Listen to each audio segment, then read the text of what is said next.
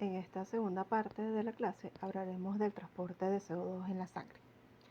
El CO2 tiene la propiedad de disolverse en la sangre, pero solo una pequeña parte de este se encuentra disuelto, alrededor de un 7% más o menos. En el proceso de transporte de CO2, este difunde a la sangre desde los tejidos, entonces es transportado por la sangre y difunde de nuevo a través de la superficie respiratoria hasta el ambiente. El CO2 entra y sale de la sangre en forma de CO2 molecular principalmente. Al entrar el capilar sanguíneo, el CO2 inicia muchas reacciones físicas y químicas que tienen importancia para el transporte de CO2. En esta figura están resumidas algunas de ellas. De igual modo, en esta lámina le presento las características del oxígeno disuelto, que además quiero resaltarle que obedece a la ley de Henry. Ahora bien, la mayor parte del CO2 que entra y sale de la sangre para ser transportado pasa por los eritrocitos. El CO2 reacciona con el agua para formar ácido carbónico. En segundos, el ácido carbónico se disocia en hidrogeniones e ion bicarbonato. Esta reacción, la del CO2 con el agua, es catalizada por una enzima, la anhidrasa carbónica. Entonces, la mayoría de los hidrogeniones se combinan con la hemoglobina y la hemoglobina en este caso actúa como un potente amortiguador ácido básico. En el caso del bicarbonato, este difunde del eritrocito al plasma. En este caso lo hace con la participación de una proteína transportadora de membrana llamada banda 3. Esta proteína es una proteína de intercambio iónico rápido que saca iones bicarbonato y mete iones cloruro. A este proceso es lo que se llama o lo que se conoce como desplazamiento del cloruro. Es importante que le recalque aquí que el CO2 en forma de ion bicarbonato corresponde al 70% del CO2 transportado desde los tejidos a los pulmones o al epitelio respiratorio, lo que convierte en la forma de transporte de CO2 pues, más importante de la sangre.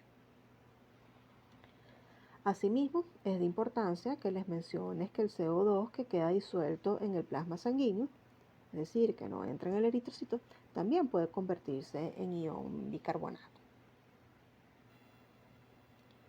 Por otro lado, además de reaccionar con el agua, el CO2 puede reaccionar con los radicales aminos de las moléculas de hemoglobina, formando entonces así el compuesto carboamino-hemoglobina. Al igual que la unión de la hemoglobina con el oxígeno, la unión de la hemoglobina con el CO2 pues, es una reacción reversible. Esta forma de transporte del CO2 usando la hemoglobina como vehículo transportador corresponde al 30% de la cantidad total de CO2 transportado. Siguiendo en este orden de ideas, tenemos que de un 100% de oxígeno que se transporta en la sangre, un 7% es transportado como CO2 disuelto, un 23% es transportado usando a la hemoglobina como vehículo transportador. En este caso, también le puse aquí el valor aproximado al 30%.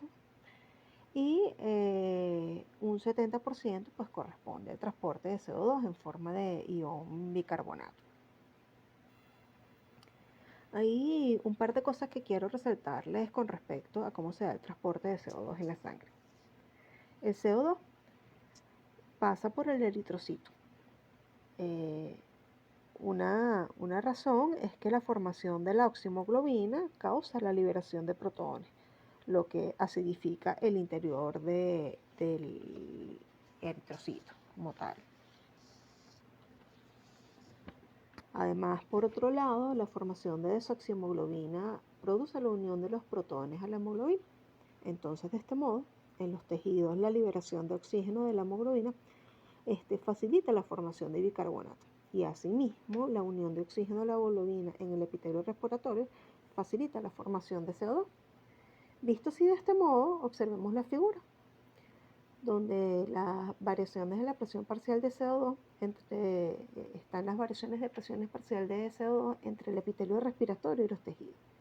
Estas pues generan cambios de pH que son compensados por la unión y por la liberación de iones hidrógenos por la sangre. Entonces, en esta parte, pues voy a hablarles de lo que es del efecto Aldana. A continuación muestro la curva de equilibrio del CO2 en sangre. Como verán, existe una variación de la curva que está determinada por la oxigenación de la sangre, como muestra la curva roja, que es sangre oxigenada, y la curva negra, que es sangre desoxigenada. Entonces, esta curva puede variar conforme exista oxigenación de la hemoglobina, un fenómeno, y en sí a este fenómeno es lo que se denomina el efecto Aldana. El efecto Aldana es el desarrollo de la formación del complejo hemoglobina-oxígeno en los pulmones. Este hace que la hemoglobina, un ácido, se convierta en un ácido más fuerte, lo que además provoca la liberación de CO2 a los alvéolos pulmonares, hecho que puede ocurrir de dos maneras. La hemoglobina ácida o más ácida tiene menos afinidad de combinarse con el CO2, dejando el CO2 libre y es liberado.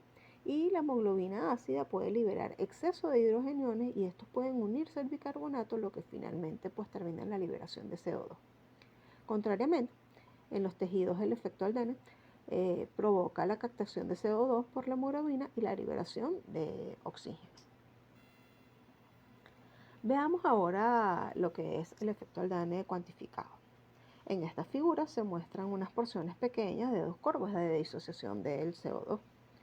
La curva continua es de sangre oxigenada, por ejemplo en los pulmones, donde existe una presión parcial de oxígeno de 100 milímetros de mercurio.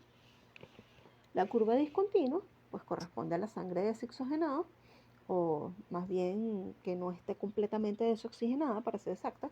En este caso, la presión parcial de oxígeno es de 40 milímetros de mercurio, como es el caso de los tejidos. Observen lo que es el punto A de la curva discontinua, que sería sangre oxigenada. En este punto se muestra que la presión parcial de CO2 normal, de 45 milímetros de mercurio en los tejidos, hace que se combinen 52 volúmenes por ciento de CO2 en la sangre.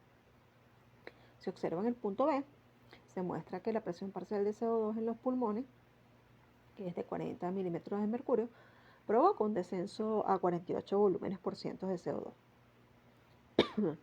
Lo que se puede entender como que se ve favorecido el desprendimiento de CO2 en los pulmones, consecuencia del efecto Aldana. Bien, hasta aquí pues dejo lo referente a lo que es el transporte de CO2 en la sangre.